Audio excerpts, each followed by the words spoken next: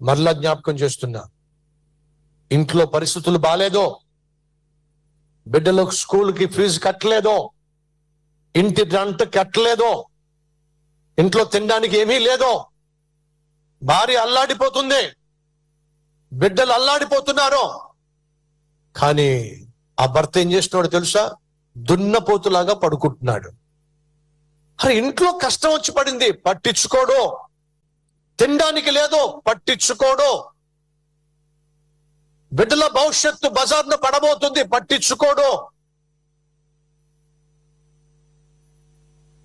చుట్టూ చీకటి అలుముకుంటుంది, చుట్టూ ప్రమాదం అలుముకుంటుంది, చుట్టూ అలలు ఎగసి ఎగసి పడుతున్నాయి, పట్టించుకోడు.